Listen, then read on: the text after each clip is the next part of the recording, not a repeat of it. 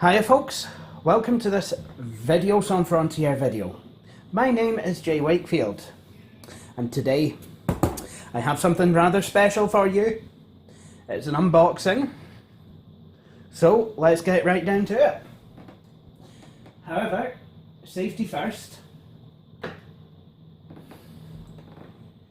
You know, when unboxing stuff you need to have a cup of tea.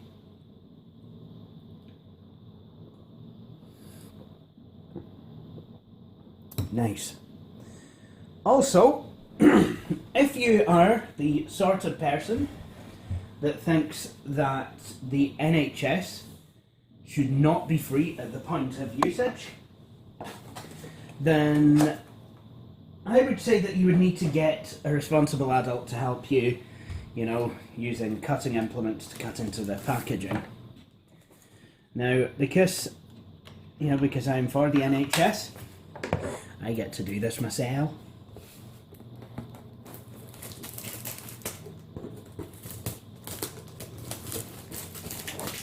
So we're going to start unboxing. There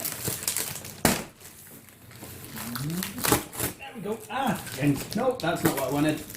Oh well.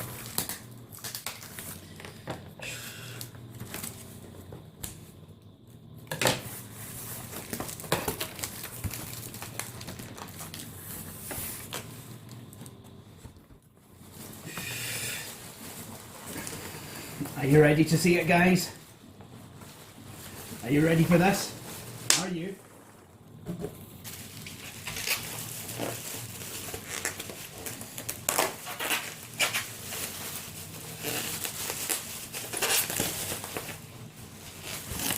Because I don't think you're ready for this, Jelly. I just don't. Honestly.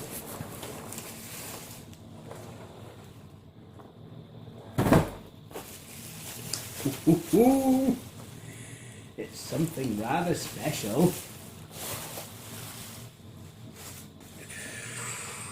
What we have here, ladles and jelly spoons, is a Compaq Armada E500. But Jay, I hear you cry. I thought you had a Compaq Armada E500. That is true. I do own a Compaq Armada E500, well observed. However, as you may be aware from my Christmas video, mine really is starting to get a bit, yeah, raggedy. So I've decided to get a replacement, because I love these machines too damn much. This one will need, this one I think will need a liberal helping of Goo Gone and Magic Eraser, but let's have a look. So on the left side we have a lot of splatters. The battery, that's all we have on the left. And we have the floppy disk drive, which doesn't have this bit missing. We have a CD-ROM drive, volume up and down buttons. And we have two PCMCIA card slots, or a card bus, headphone and microphone and headphone sockets, Kensington lock slot, IEEE RJ45 Ethernet connection, RJ11 modem connection, infrared data, and composite out. And then if we look on the back, we've got a power supply, USB port, RS232 DB9 serial port, VGA port, docking station connector, IEEE 1284 parallel printer port, PS2 mouse port, mouse and keyboard port, and, well, that's your whack.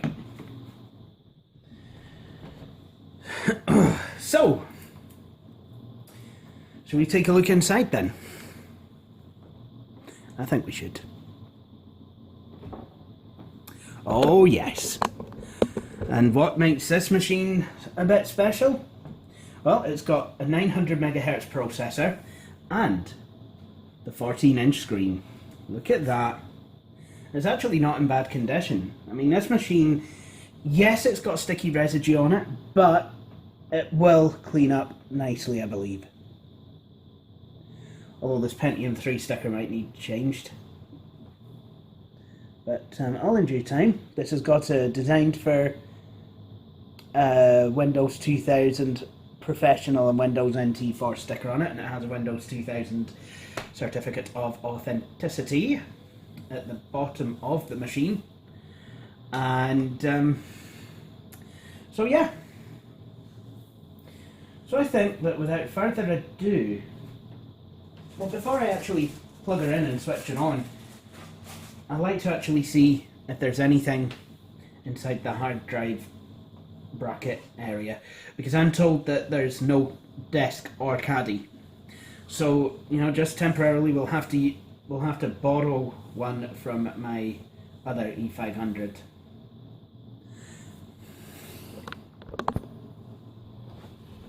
Right. So,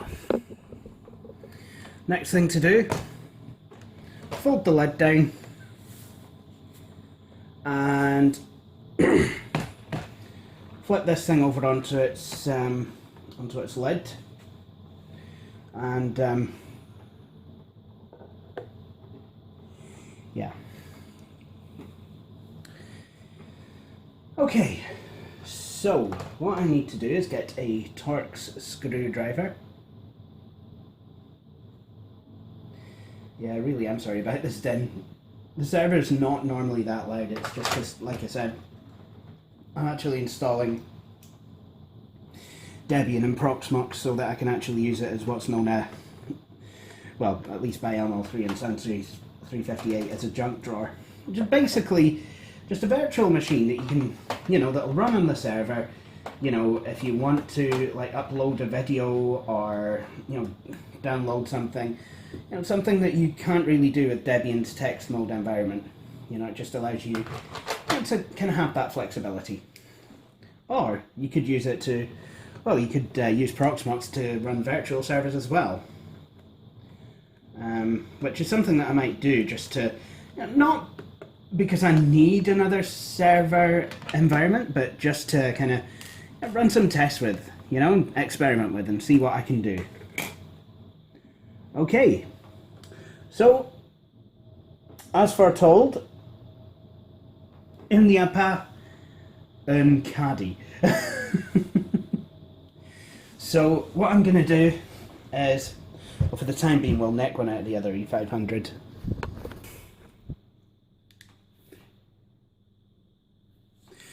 Well, guys, it's we're back. I've installed the 60 gig drive out of the Dell Inspiron 6000 in here. Going to close this latch down. Now, I don't know if at this point this machine had even boot up. It's been shown in the auction working, but well, anything could have happened between the big fancy place where everyone on eBay lives and here. So, you know, I'm obviously gonna flip this machine round and boot it up. Okay, so I have the 60 gig hard drive installed in this machine, but before we do anything, I'd like to take this opportunity to try and Google away some of the crud that's on this machine.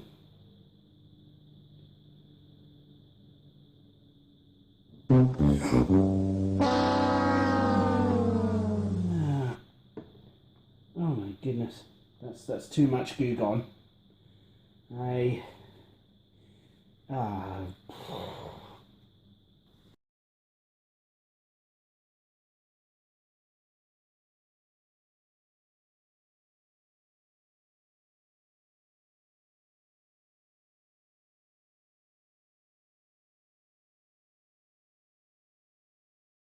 So now I've really gunned this up. And FYI, these machines don't have glossy lids. replace all that goo gone. See, this is bad because not only have I used too much goo gone, but it's actually really quite expensive stuff is this. This is why I only have a tiny bottle. So yeah, I'm not the most impressed person in the world right now. Okay, so my plan here is to try and towel up some of the excess goo gone here.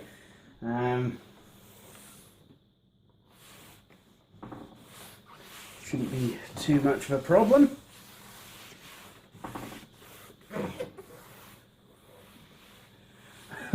Would you look at that? Lovely clean lead.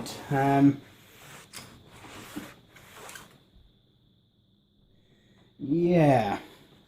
Okay, so now that that's done, what I'm going to try and do is just use a wet wipe on it and try and give it a good kind of cleaning, because the trouble with Goo Gone, I mean, it works really well, but it kind of leaves everything feeling a wee bit greasy, you know, and yeah, not the best thing in the world if I'm going to be completely honest. There we go. Just clean all around the machine. Some of the table, a wee bit got on the table, and a wee bit got on my jammy shirt as well. So I've done well here. Seriously. Right. Let's see if I can get a non-kind of goo-goned bit of the towel.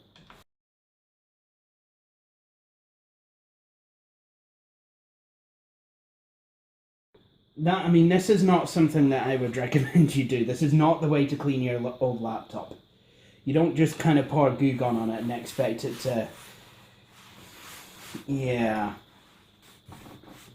There we go. I mean, that'll do, I think. So, yeah.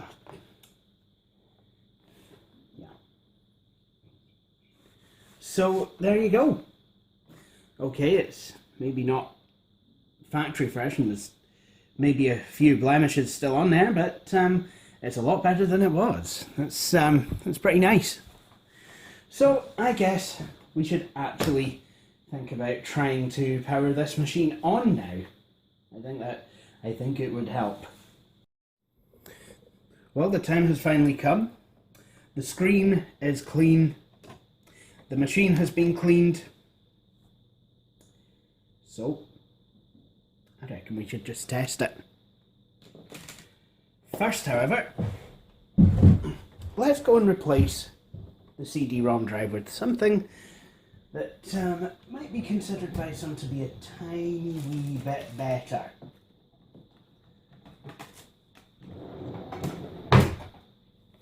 Here is a DVD-ROM CDRW combi drive, which actually I don't think works. So here is another CDRW DVD combi drive. So, to install this, what we're going to do, tilt the machine up a wee bit, and then somewhere here there will be a catch I will pull that should release the drive, like so. Now this is a CD-ROM reader. I actually want to be able to do DVD stuff with this. So, in you go. Come on. There we go. Excellent. And now, it's literally time for a smoke test!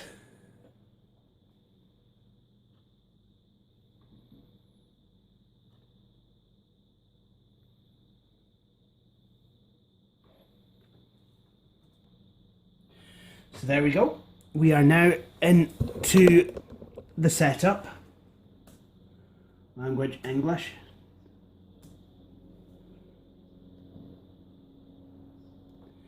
What I want to do is I will enable multi-boot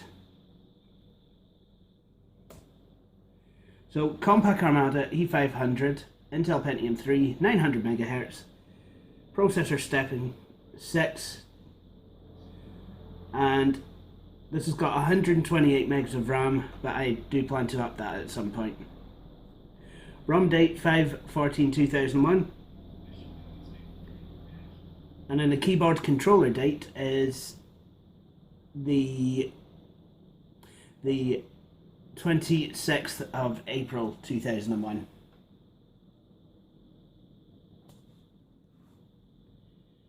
So this is newer than my other machine, but a wee bit older than the it's a wee bit older than the other E500 that I did have. Okay, so the machine doesn't want to boot from the hard disk. That's not a problem. We have a floppy here, Acronis OS Selector. So what we need to do is test the floppy drive.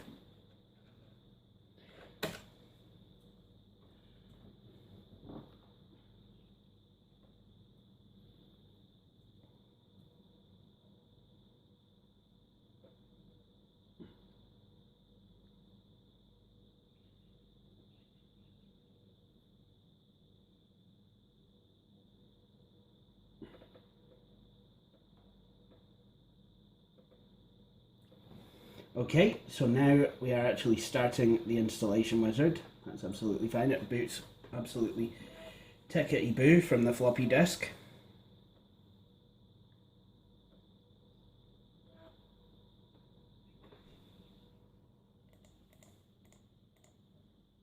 So what I'm gonna do is run the disk administrator. And what we're then going to do is we're going to wipe the disk, and then I'll let Acronis OS Selector create its own partition, and then we will work from there.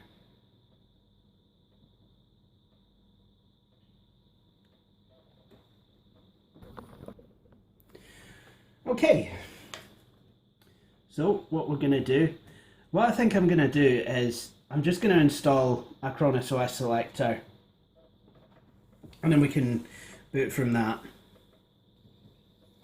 And yes, I know we're repeating what we've been doing here, but we're just going to restart Acronis OS Selector, go back, tell it to install, and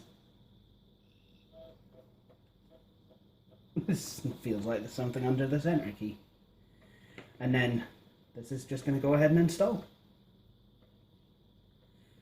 I quite like how Disk Administrator is called fdisk.exe, and there is a text file editor called edit. I can't mind if it's edit.com or edit.exe, but I love how it uses MS-DOS names for things like what you would expect to find on a DOS floppy disk. You type fdisk, you get a disk partition utility. You type edit, you get a text editor. bootcfg.com.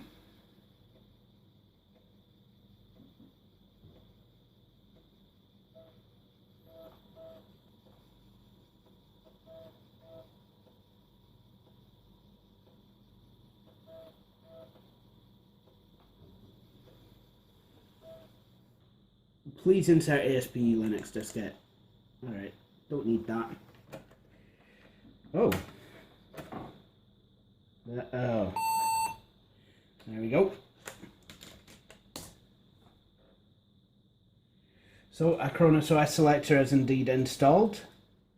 But just to make sure, what we're going to do, yep, we'll power this machine, well, Control-Alt-Delete this machine.